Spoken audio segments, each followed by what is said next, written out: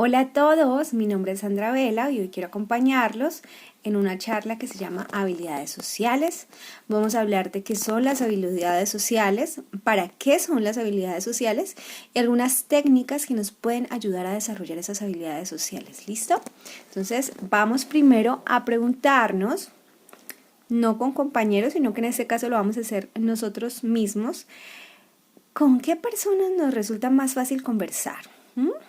¿Cuál es esa persona con la que me resulta sencillo entablar una conversación? Segundo, ¿cuál es la persona con la que me resulta difícil conversar? Esa persona a la que yo evito.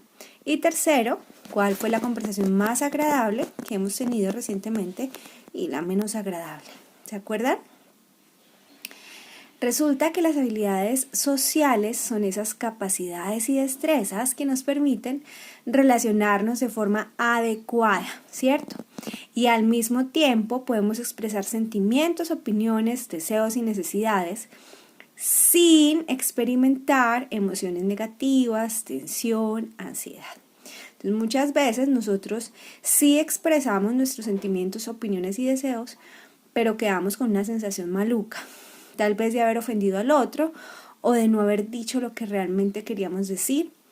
A veces tenemos dificultades para resolver conflictos, para trabajar en equipo y todo esto daría cuenta de una carencia de habilidades sociales.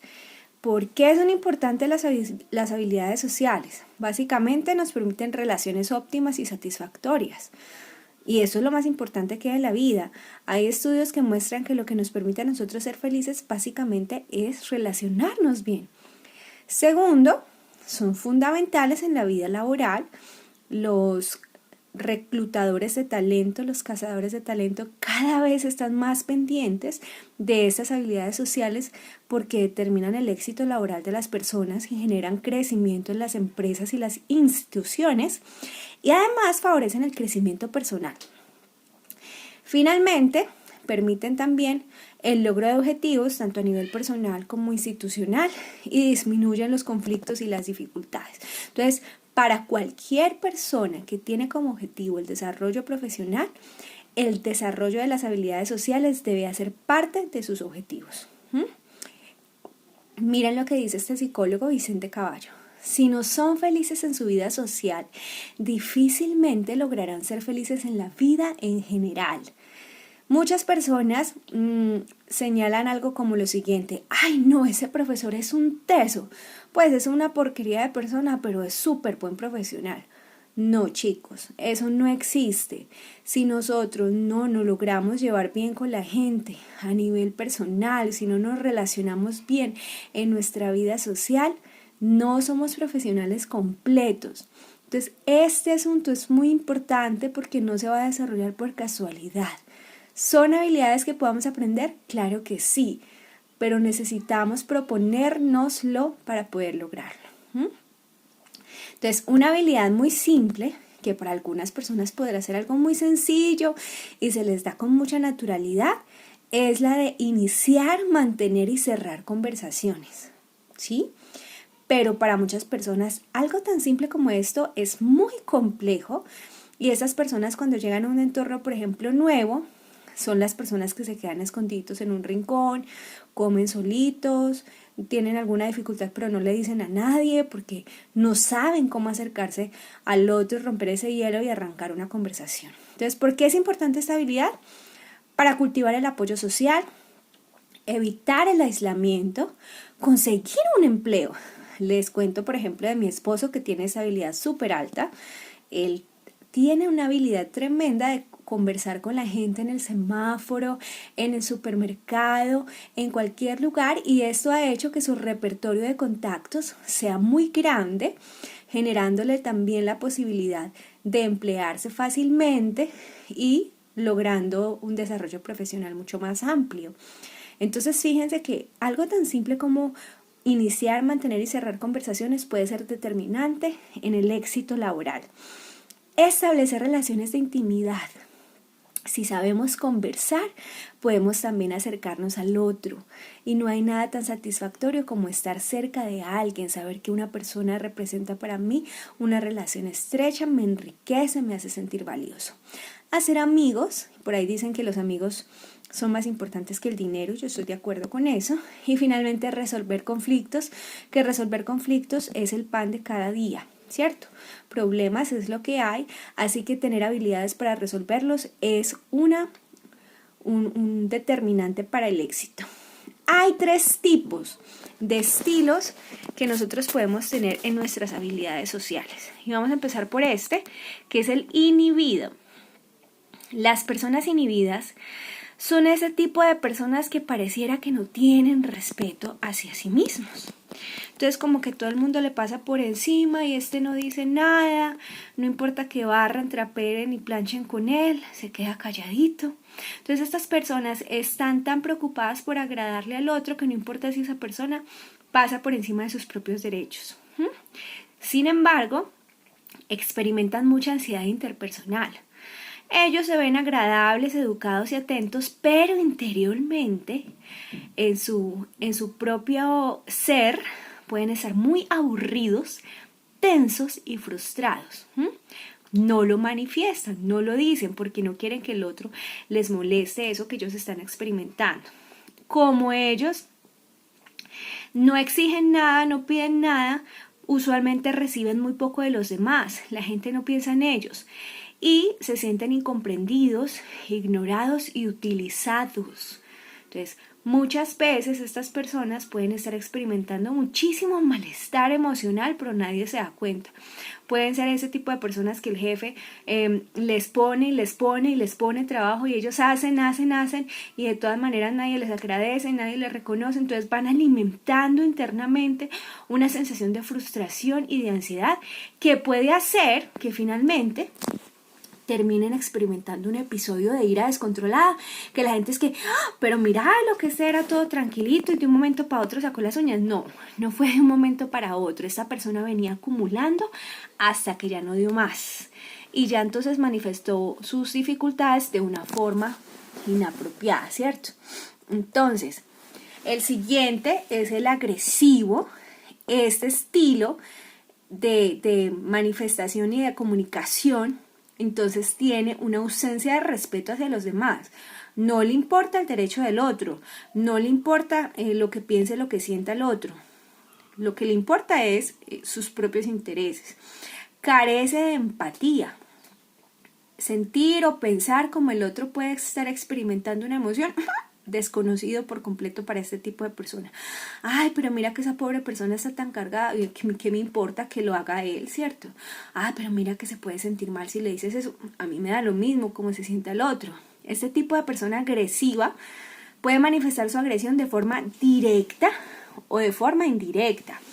Hay personas que aparentemente no son agresivas, pero desde comentarios groseros, ingratos, humillantes, o sarcasmos, chismes y calumnias también van dañando a las otras personas. Este tipo de personas son pasivo-agresivas, ¿cierto? Que aparentemente te tratan bien, pero por detrás están hablando mal de ti. Entonces, tanto las pasivo-agresivas como las agresivas directas sufren rechazo y la evitación de los otros, porque a nadie le gusta estar con una persona que a ti te trata bien, pero está hablando mal de ti, y mucho menos con una persona que de entrada tú sabes que es manipulador, que trata de pasar por encima de tus derechos.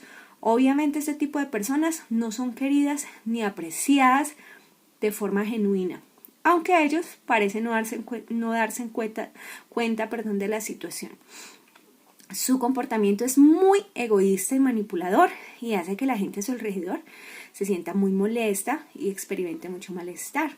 Entonces, algunas de estas personas siguen actuando así porque creen que les funciona, porque tienen cierto poder, ¿cierto? Entonces, yo puedo humillar al otro porque estoy en un cierto rol que me permite eso, pero en realidad esas personas no son felices. Solo cuando tenemos relaciones del siguiente nivel lo vamos a poder lograr. ¿Y cuál es este nivel? La asertividad. Las personas asertivas tenemos respeto por nuestros propios derechos y tenemos respeto por los derechos de los demás. Tendemos a tener en cuenta los sentimientos, deseos y necesidades propios, pero también los del otro, y procuran este tipo de personas relacionarse de forma honesta y auténtica. No por la necesidad, no por la apariencia, no voy a decir lo que el otro quiere oír porque eso me conviene, sino que procuro realmente ser honesto y auténtico. El objetivo de una persona asertiva no es ganar o hacer perder al otro, no es demostrar que soy mejor, no es demostrar que el otro es peor, es que yo soy mejor, entonces hago quedar al otro mal, pero cuando estoy con él no digo nada, pero cuando se va entonces digo que la idea fue mía, cuando se va digo que es que él no hace las cosas bien. Es muy probable que nosotros por momentos estemos cayendo en esa agresividad pasivo-agresiva o estemos en ese lado inhibido, ¿cierto? No quiere decir esto que una persona se ubique única y exclusivamente dentro de uno de los estilos, pero sí es importante que seamos muy conscientes de cuál es el rol que estamos jugando para que procuremos cada vez más acercarnos a la asertividad. Entonces, a diferencia de las personas agresivas y las personas inhibidas, el asertivo no está interesado en ganar o hacer perder, sino que quiere comunicarse de forma limpia, sin manipulaciones, sin engaños, sin ofensas, ¿sí? Como consecuencia, este estilo lleva a unas consecuencias favorables para las dos partes. El asertivo es una persona segura de sí misma, que ha sido capaz de desarrollar buenas relaciones. La gente confía en él, sabe que es una persona honesta, que expresa lo que realmente siente y su deseo no es humillarte ni tampoco ocultar lo que realmente está pensando, sino hacerlo de una forma honesta y limpia. Por supuesto, de los tres estilos, este es el más deseable, al que todos debemos procurar acercarnos cada vez más. Entonces, como les mencioné antes, uno puede tener niveles en los que manifiesta más inhibición, más agresividad o más asertividad. Importante que seamos conscientes y que vayamos procurando acercarnos cada vez más a la asertividad. Entonces, también en segundo lugar, después de la manera de iniciar conversaciones, que es algo que, como decíamos, es muy importante, necesitamos también aprender a expresar nuestros sentimientos positivos. Muchas veces nos quedamos con nuestras emociones, nos las guardamos y esto nos hace inhibidos. Entonces, no se trata de ser una persona lambona, ¿cierto? O decirle al otro, ay, venga, usted como es de buena persona, para obtener un beneficio, sino de ser honestos al expresar sentimientos positivos hacia personas que nos agradan, que nos parece que hicieron algo digno de elogio. Esa también puede ser una forma de iniciar una conversación. Alguien en una clase que hizo algo que me pareció muy interesante, le puedo decir, mira, qué chévere ese trabajo que hiciste, te felicito. El ejemplo que está aquí es, me ha encantado hablar contigo, me has hecho sentir muy bien, gracias. Cuando expresamos sentimientos positivos, favorecemos relaciones positivas también. Esta habilidad es muy importante y al igual que esta tercera, que es la habilidad de recibir los sentimientos positivos. Entonces, en muchas culturas nos han hecho pensar que cuando uno recibe elogios y como que lo recibe con tranquilidad es porque es una persona muy pinchada, muy creída, muy superficial, narcisista, etc. Pero no es así, no es algo negativo el recibir un reconocimiento de alguien más. Entonces, ¿cómo podemos lograrlo? Primero, no avergonzarnos si alguien expresa algo positivo de nosotros. Cuando alguien nos da un elogio y no sepamos qué decir, pues podemos decir gracias o sonreír.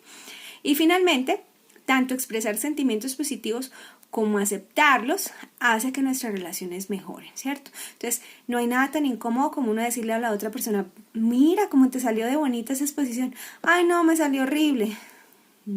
Recibe el elogio, da las gracias. No es algo negativo el reconocer lo positivo del otro. Y mucho menos aceptar también nuestras propias virtudes. Cuarto, defender los propios derechos. Entonces, una habilidad importante es la capacidad de defender nuestros propios derechos. que decíamos ahorita, se nos ha hecho pensar un poco culturalmente que si defendemos lo nuestro, entonces somos egoístas. Y recordemos que si no nos defendemos, si no somos capaces de defender nuestros derechos, caemos en el estilo inhibido que no es adecuado. ¿Qué derechos asertivos existen? Derecho a ser tu propio juez. A veces dejamos que los demás nos juzguen y nos juzguen y nos juzguen. No, y esto aplica también a la inversa. ¿A qué tipo de persona nos la pasamos nosotros juzgando? Es importante que sepamos que no tenemos por qué juzgar al otro. Cada quien tiene derecho a ser su propio juez. Segundo, derecho a no justificar nuestro comportamiento. A veces damos un montón de explicaciones que no nos han pedido y que no tenemos por qué dar. Cada quien elige cómo se quiere comportar. Derecho a cambiar de opinión. Ay, pero usted no había dicho pues que nunca se iba a pintar el pelo de rojo, y pero es que con el pelo rojo tan charra que no sé. Yo cambié de opinión y tengo todo mi derecho a cambiar de opinión, ¿sí? Entonces muchas veces permitimos que el otro nos imponga sus cosas porque no defendemos nuestros derechos. Ay, no, es que yo había dicho que me lo iba a pintar de rojo, pero entonces esta otra me va a decir que ¿por qué? No, tú puedes hacer lo que tú desees hacer. Tú estás en derecho de cambiar de opinión. El cuarto me parece importantísimo. Derecho a cometer errores. No hay una sola persona perfecta, ¿sí? Cometer errores es normal, es natural, es humano. Entonces, está bien cometer errores, porque todos lo hacemos, pero eso no significa obviamente que no procuremos responsabilizarnos por ellos, pero está normal que cometamos errores, porque ya dijimos, todos lo hacemos. Quinto, derecho a decir no lo sé o a mostrar mi ignorancia. No tenemos que sabérnoslas todas. Somos humanos y es un derecho mostrar nuestra ignorancia. Entonces, esto incluso a veces pasa en clase, ¿no? Que alguien pregunta algo y todo el mundo lo mira como, ¿y usted no sabe eso? No, no lo sé. El profesor a veces se responde, oye, pues usted debería saber eso, vea ya en el semestre que va. Pues tal vez debería saberlo, pero no lo sé, ¿sí? Entonces es importante que tengamos claridad de nuestros derechos, porque cuando respetamos nuestros derechos, también respetamos los de los demás. Muchas veces las personas que más y respetan el derecho ajeno son las personas que peor relación tienen con ellos mismos. Muchas veces no, yo diría que siempre. Bueno, volvamos. Sexto, derecho a no necesitar la aprobación de los demás. Ay, es que si hago esto, ¿será que a la gente sí le gusta? Ay, es que si digo mi opinión, ¿será que a la gente sí le parece? No necesitas que el otro te apruebe. Necesitas poder tener la tranquilidad de que eres una persona única, tus elecciones, tus decisiones, tus sentimientos, tus pensamientos son propios y tienes todo el derecho a vivir de acuerdo a eso, ser coherente con eso, sin importar si los demás te aprueban o no. Séptimo, derecho a tomar decisiones ajenas a la lógica. A veces uno decide cosas que para el otro no son lógicas, pero estamos en nuestro derecho. Octavo, derecho a no cumplir con las expectativas ajenas. Entonces, que la mamá quiere una cosa, que el novio quiere otra, que el hijo quiere esto, y uno termina sin saber qué hacer para tratar de darle gusto a todo el mundo. No necesitas eso porque estás en tu derecho a no cumplir con las expectativas ajenas. Y eso implica, como lo decía en la diapositiva anterior, que también yo necesito ser coherente y no pretender imponerle al otro mis expectativas. Mi mamá, mi papá, mi novio, mi jefe son como son. Mi compañero de trabajo, mi compañero de estudio son como son. Ellos no tienen que ser como a mí me parece que tendrían que ser. ¿Cómo se siente uno cuando alguien le dice, es que usted para que pueda ser amigo mío tendría que ser no sé qué? O cuando la pareja le dice, es que tú deberías cambiar no sé qué, ¿cierto? Es como maluco. Cuando el otro quiere imponerle a uno lo que a esa persona le parece que uno tendría que ser. Ojo, porque con eso no quiero decir que no escuchemos críticas. Obviamente las críticas es importante escucharlas, pero siempre sopesarlas con nuestro criterio personal de forma honesta, de forma coherente. No para ganar una discusión, sino para ver realmente que nos ayuda a nosotros a crecer más y a ser coherentes con lo que para nosotros es correcto. Noveno, derecho a ser tratados con respeto. Y décimo, derecho a elegir si nos hacemos cargo de los problemas de los demás. Entonces, si yo quiero mandarle plata a Pepe que no trabaja, problema mío. Que el otro me regañe, que el otro me diga, pero es problema mío, ¿sí? Entonces, todos estos derechos los tenemos. Respetémoslos y respetémoslos en nosotros mismos y también en el otro. Ahora vamos a hablar de algunas técnicas que nos van a posibilitar una comunicación más asertiva. La primera es la técnica del disco rayado para realizar pedidos. Entonces, muchas veces nosotros estamos comunicándonos con algún compañero de clase o de trabajo y pareciera que la persona no nos presta atención, como que nada y nada.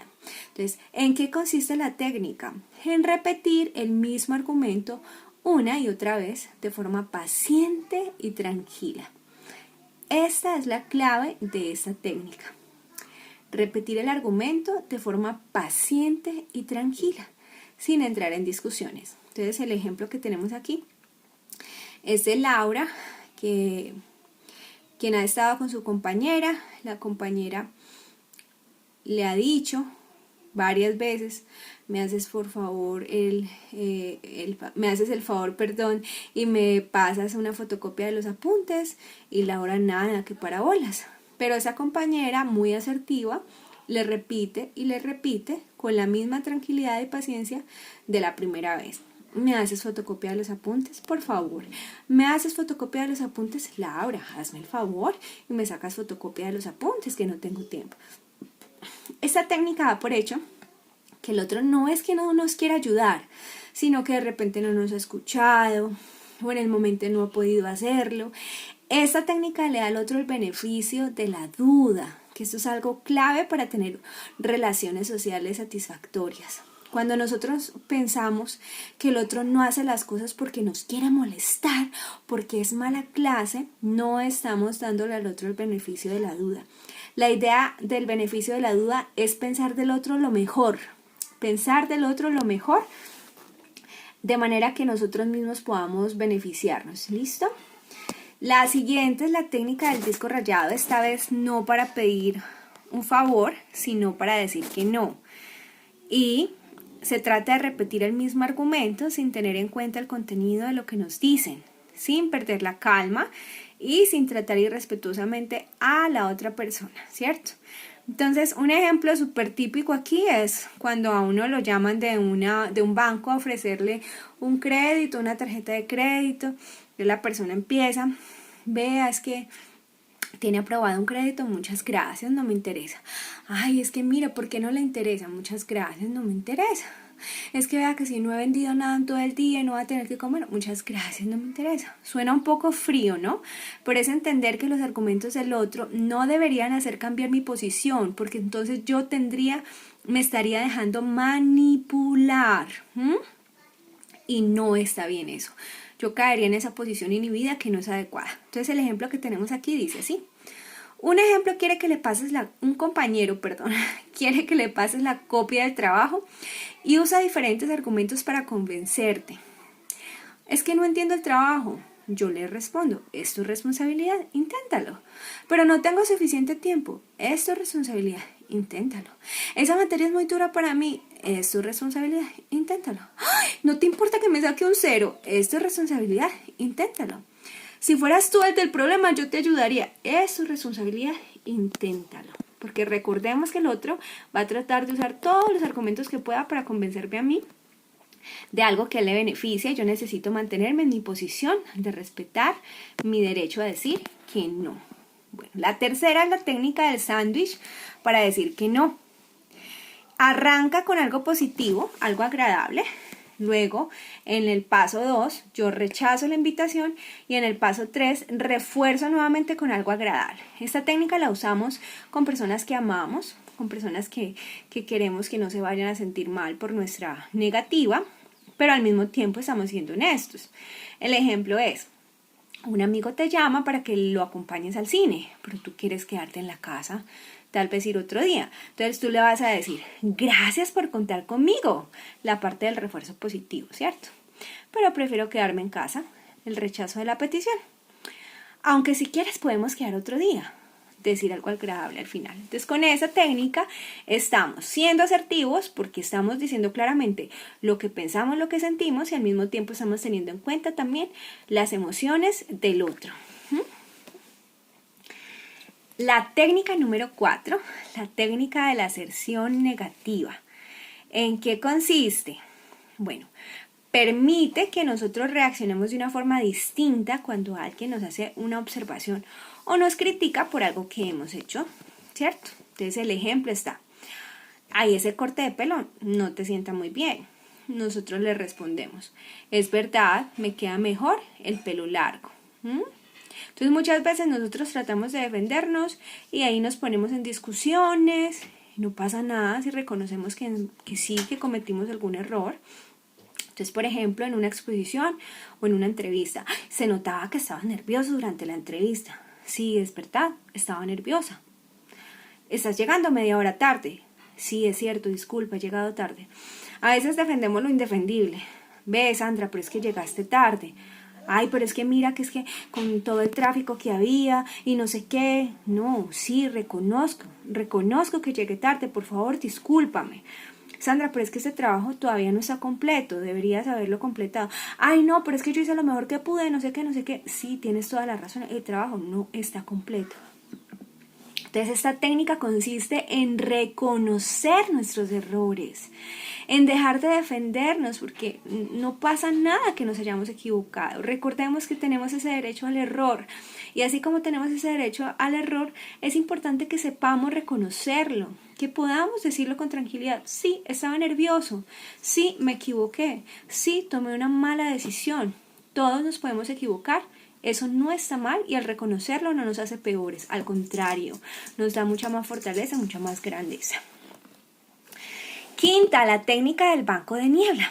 Entonces, en esta técnica ya nosotros tenemos una opción para reaccionar frente a críticas malintencionadas, porque claro que sí, hay personas que cuando nos critican su intención es hacernos sentir mal, llevarnos en sentimientos de culpa, de inseguridad, de ansiedad, de ira, etcétera. Este tipo de personas que hacen estas críticas estarían ubicadas en ese perfil de la persona agresiva. Entonces, ¿qué hacemos con esta técnica del banco de niebla? Pues ponemos una barrera entre el manipulador y la víctima. El atacante queda bloqueado, sin saber qué decir, sin saber cómo argumentar, y entonces nosotros podemos salir bien librados de la situación. Como cuando pues el nombre que tiene la técnica es porque es como que alguien te quiera tirar cosas y acá hay un banco, una nube que impide que todo lo que esa persona te tira te caiga. Qué pena con ustedes, la gata está poniéndose un poco intensa. Bueno, ya, gorda, bájate por favor. Muy bien, entonces esta técnica debemos utilizarla preferiblemente con personas que no pertenecen a nuestro círculo íntimo, porque son personas que no nos afecta tanto lo que sientan y lo que piensen, ¿cierto? Bueno, vamos a ver el ejemplo a continuación. No, mentiras, yo les voy a dar el ejemplo ahorita. La siguiente, la 5.1, esta hace parte del banco de niebla, nos permite responder diciendo que puede ser que la persona tenga un poco de verdad en lo que dice. Entonces el ejemplo es este. Uy, no te hagas reconocido. ¿Cómo cambias cuando no vas maquillada? Es evidente que la persona lo que quiere es decirnos, ve, qué fea que eres, ¿no? Entonces lo que vamos a responderle a la persona y va a demostrarle que no nos afecta en realidad lo que nos está diciendo es, sí, tienes toda la razón. Cambio muchísimo cuando no voy maquillada. ¿Qué puede decir la otra persona frente a eso? Nada, porque se queda sin argumentos, ¿cierto? Le estamos dando toda la razón y le estamos mostrando que no nos afecta en realidad. Otra manera de responder desde el banco de niebla. Alguien nos dice, ¡ay, qué reloj tan horrible llevas! Y yo puedo responderle, entiendo que te parezca horrible, comprendo que no te guste, sí, estás en tu derecho de verlo así. Entonces, damos a entender al otro que entendemos y comprendemos la crítica, ¿qué? No vamos a entrar en discusiones, que esa persona tiene derecho a pensar así y nosotros también. ¿Listo? Tercera opción en banco de niebla. Entonces aquí vamos a responder con alguna frase relacionada con el objeto de crítica, pero que no tenga nada que ver con la crítica como tal. Veamos el ejemplo. ¿Qué reloj tan horrible llevas? Las respuestas posibles. Sí, lo llevo puesto, lo llevo en la muñeca, me dice la hora, la correa es metálica. Entonces fíjate que nosotros desviamos la atención de la crítica, del énfasis de la crítica. En este caso, el énfasis de la crítica es que el reloj es horrible. Y yo lo que respondo es que lo llevo puesto, lo llevo en la muñeca, me dice la hora, lo describo. Es decir, le quito atención a lo que la persona está tratando de mencionar para generarme a mí sentimientos negativos. ¿Listo? Entonces, la respuesta a la crítica debe estar relacionada con el objeto. No va a servir que yo diga, ¿qué reloj tan horrible llevas? Y yo responda, ay, qué bonita la primavera, porque va a dar la sensación de que estoy tratando de ignorar al otro. Y la idea es que respetemos al otro independiente de que la persona nos quiera maltratar. Es darle al otro ese respeto que merece solamente por ser persona. Tratar al otro como nos gustaría que nos trataran, independiente de que el otro lo merezca o no. Entonces, uno trata al otro como a uno le gustaría que lo trataran siempre. Y de esa manera vamos a tener una posición que nos permita mantener esa asertividad. Y la última opción, creo que es la última, es negar la crítica del banco de niebla. Entonces, ¿qué reloj tan horrible llevas? Entonces, las respuestas que podemos dar pueden ser algo como, entiendo que te parezca horrible, pero a mí me encanta. Entonces, es como una mezcla de una de las anteriores opciones. Esta vez yo sí niego lo que la persona dice, pero le permito a esa persona que tenga una posición distinta a la mía. Entonces, alguien me dice, ay, pero qué charla tan aburrida. Yo le respondo, sí, estás en tu derecho de que te parezca aburrida. Yo, sin embargo, disfruto mucho dándola, ¿sí? Entonces, le permito al otro manifestar su opinión, pero también planteo mi propia posición frente al asunto y me mantengo en una posición asertiva. Cuando estamos hablando del banco de niebla, de esta técnica, hay que tener en cuenta que debemos procurar no caer en lo siguiente. Primero, decirle al otro, ay, pero usted, ¿por qué me está diciendo que tan horrible mi reloj? ¿Cierto? No entrar en negarle la crítica. Pero este reloj es muy bonito, es súper costoso. No tratar de decir cosas para justificar el valor. O por ejemplo, el ejemplo que les, perdón la redundancia, lo que les acabé de mencionar. Si alguien me dice, ve, pero qué charla tan maluca. Sí, estás en tu derecho de pensar que es maluca. Ay, no, pero ¿cómo se te ocurre decir que mi charla es maluca? Si es muy importante hablar de las habilidades sociales. No, el otro tiene derecho a pensar como quiera pensar. No contraatacar con otra crítica. Ay, pero ¿usted por qué me está diciendo eso? Vea, su reloj es más feo que el mío. O usted nunca ha dado charlas porque viene a criticar la mía, ¿cierto? Entonces eso ya nos haría caer en una discusión por tratar de ganarle al otro. Y acuérdense que en la asertividad nuestro objetivo no es ganarle a nadie ni demostrar que somos mejores que nadie. Es mantener una posición de respeto por mí, por el otro, por todos. No preguntar, venga, ¿y a usted por qué le parece maluca? O por qué no le gusta mi reloj. No decir, ¿y a ti qué te importa? ¿Cierto? No justificar. Me resulta muy práctico, todo el mundo usa este reloj. Hay gente que sí le gusta, afortunadamente hay otras personas que piensan diferente, porque ahí estamos cayendo en ese juego y se va a alargar la discusión y probablemente le estemos dando gusto a la otra persona porque estamos evidenciando que sí nos causó malestar emocional el comentario que nos hizo. Vamos entonces con la sexta técnica, que es la técnica de la interrogación negativa. Aquí buscamos enseñarle a una persona que está actuando de forma manipulativa a ser un poco más honesta. Todos alguna vez hemos tenido comportamientos manipulativos. Entonces, a veces el otro no se ha dado cuenta de que esa forma de actuar no es adecuada y no conoce formas más sanas y más honestas de comunicarse. Entonces, este tipo de técnica la podemos usar con alguien que queremos, un familiar, un amigo, un compañero o incluso la pareja. Vamos a ver el ejemplo. Es una pareja, ¿no? Y él le dice, ¿estás insoportable? Y ella responde, ¿a qué te refieres cuando dices que estoy insoportable? Uy, es que pones una cara, no entiendo. ¿A qué te refieres exactamente? Ay, no sé, tú sabrás lo que te pasa. No entiendo lo que me dices, ¿podrías ser más explícito? Ay, pues si te lo tengo que explicar, sigo sin entenderte. ¿Puedes darme un ejemplo, por favor? Ay, pues sí que te cuesta. Pues sí, me cuesta entender a qué te refieres, pero si me hablas un poco más claro podría entenderte. Por ello, ¿puedes decirme por favor a qué te refieres exactamente cuando dices que estoy insoportable? Ay, anda, lo sabes perfectamente. ¿Qué es lo que sé perfectamente? Pues que estás enfadada porque voy a salir esta noche, ¿sí? Entonces miren que él desde arriba está diciendo algo para tratar de esconder lo que realmente quiere decir. Él quiere hacerle a ella una crítica porque él supone que ella está enojada porque él va a salir, pero dice una cosa completamente distinta desde el principio. Entonces tenemos personas que, por ejemplo, están pasando la necesidad de comprar algo y empiezan, ay, todo el mundo come y yo no puedo comer nada porque yo con esta escasez de plata. Ese es un tipo de persona manipuladora, aunque no parezca. Esa persona debería decirte con claridad, Pepe, ¿me prestas 5,000 pesos? Yo me compro un pastelito porque tengo hambre. Así, con claridad y con honestidad. Pero cuando esa persona da vueltas y se queja para tratar de que el otro entienda lo que quiere y como que quiere pero no quiere, está actuando de forma manipuladora. Entonces la idea es que si una persona a mí, por ejemplo, me dice, ay, es que mira, tan bonito tu reloj y yo sin reloj y tú con varios relojes, yo le diga, ¿a qué te refieres?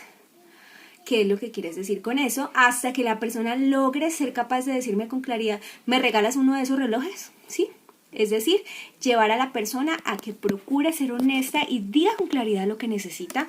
Una vez más, esto aplica también para nosotros. Si nosotros en nuestra comunicación usamos la manipulación, replanteemos y seamos más honestos en nuestra forma de comunicar, y esto también nos va a permitir hacernos responsables de nosotros mismos. Muchas veces cargamos al otro por nuestro malestar, entonces culpamos al otro de que no podamos estudiar, ay, porque el otro no nos prestó los apuntes. Culpamos al otro de haber perdido el parcial porque no nos pasó la copia, cuando en realidad la responsabilidad era nuestra. Séptima técnica, la técnica de petición de cambio. Esta es una estrategia para afrontar las dificultades que tenemos con personas. Queremos plantearle a la persona una necesidad de cambio, ¿sí? Entonces, algo me está molestando con la relación que tengo con alguien, entonces yo le voy a decir eso a la persona. A veces a uno le choca eso, uno preferiría hacerse loco y aguantarse, no decir nada. Pero eso no es lo adecuado. Una vez más, necesitamos ser asertivos. Entonces, paso 1, definir la conducta concreta que te molesta. Entonces, aquí el ejemplo que tenemos es, cuando tú llegas tarde, ¿sí? Esa es la conducta concreta. Hay que evitar etiquetar al otro, decirle, usted es un impuntual. Cuando yo etiqueto al otro, defino a la persona por un comportamiento, estoy siendo agresiva. Puede ser que esa persona en algunas ocasiones sea puntual, y además una característica no define a la persona por completo. ¿Cómo te sientes tú cuando un día hiciste algo mal, una sola cosa, y alguien te dice, ay, pero tú qué mediocre eres? Te molesta, ¿verdad?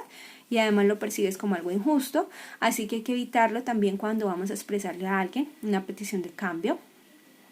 Segundo paso, expresarle el afecto que esa conducta produce en ti. Entonces, cuando tú llegas tarde, yo me siento irrespetada, yo me siento triste, yo me siento incómoda, yo me siento enojada. Eso también nos permite hacernos responsables de nuestra emoción, porque nos encanta culpar al otro de cómo nos sentimos. Es que tú me haces enojar, es que tú me pones triste, es que tú me haces irritar, cuando en realidad somos nosotros quienes nos irritamos, quienes nos enojamos, quienes nos ponemos tristes. Paso número 3. Si es posible mostrar empatía. Sé que no te das cuenta, pero, ¿cierto? Si nos damos cuenta que la persona no está cometiendo ese error adrede, tratamos de mostrar empatía, porque a veces, sí me acuerdo un montón de esto, que cae perfecto para darles el ejemplo aquí. Cuando ella trabajaba como docente, había una profe que el compañero de atrás era muy alto. Entonces, cuando íbamos en la camioneta del transporte, el compañero con las rodillas alcanzaba a hundir la silla y ella se incomodaba y eso se retorcía en la silla y se quejaba entre dientes, y el pobre ni cuenta se daba porque pues él no lo estaba haciendo adrede, ¿no? Entonces es también aquí importante que seamos empáticos. Puede ser que el otro no se esté dando cuenta de lo que está generando esa situación en nosotros. Cuarto paso, hacer la petición de cambio concreta. quiero que no vuelvas a llegar tarde y que si no puedes llegar a tiempo, por favor me llames, etcétera, etcétera. Pues lo que a mí me gustaría en concreto que la persona hiciera. Si nos quedamos dando cantaleta y cantaleta, pero no le decimos al otro exactamente lo que quiere, pues el otro no lo va a saber, porque el otro no es adivino. Nadie tiene que saber lo que yo quiero a menos que yo lo diga con claridad. Paso número 5. Informar de lo que harás si no cambia su comportamiento, ¿sí? Entonces, estas son las consecuencias de lo que va a suceder si tú decides seguir igual. Lo siento, pero la próxima vez que quedemos y no llegas a la hora, yo me voy a ir. Entonces, hay compañeritos que nunca cumplen con nada, pero no pasa nada. Esto que trabajamos juntos y este nunca aporta nada, pero ahí sigue. No, nos sentamos con el compañero y le decimos, compañero, la próxima vez que tú no cumplas con tu parte del trabajo, te sacamos del trabajo. ¿Listo? Cuando uno hace ese encuadre, el otro ya sabe lo que va a pasar y tiene una evaluación más clara de si vale la pena o no hacer el cambio. ¿Qué hay que evitar? Entonces, decirle al otro cómo tiene que solucionar su problema. Lo que tienes que hacer para no llegar tarde es planear mejor, levantarte temprano. No, eso es problema de él. Él verá cómo hace para llegar a tiempo. Es una persona adulta, él verá cómo hace. No nos tenemos que meter en eso. Segundo, no iniciar la petición de cambio con la pregunta, ¿no llegaste tarde el otro día? Es que siempre, no. Centrarnos en la situación puntual que se está dando. No dar sermones morales. Es que mira que es increíble que tú a tu edad, que no sé qué, cuando si yo tuviera tu posición, yo sería... No queremos aquí plantear una posición en la que nosotros estamos como en una posición moral mejor que la del otro, porque una vez más recordemos ese derecho asertivo de no juzgar al otro. Paso 4, no descalificar a la otra persona con es que tú eres un irresponsable o es que tú eres un impuntual. No queremos etiquetar a nadie. Y paso número 5, evitar empezar diciendo cuando tú... Perdón. Esto no hay que evitarlo, tengo que corregir esa diapositiva porque esto en realidad hay que hacerlo, ¿cierto? Empezar diciendo cuando tú, de esa manera nos estamos remitiendo solo a esa situación y le damos a entender a la persona que los demás aspectos de su personalidad siguen siendo valiosos para nosotros, que la relación en general solo está siendo afectada en ese punto, que lo demás para nosotros es valioso. Esto, por ejemplo, es importante en las relaciones de pareja, porque a veces en las discusiones de pareja se generaliza. Resulta que algo nos molesta del comportamiento del otro y cuando lo planteamos damos la impresión de que todo lo de la otra persona nos molesta y se deteriora por completo la relación. Chicos y chicas, espero que esta información pueda serles muy útil. Dudas, comentarios y demás, pueden hacérmelos llegar con la profe. Espero que en una próxima ocasión nos podamos ver directamente. Y mil gracias, que tengan un resto de noche muy feliz.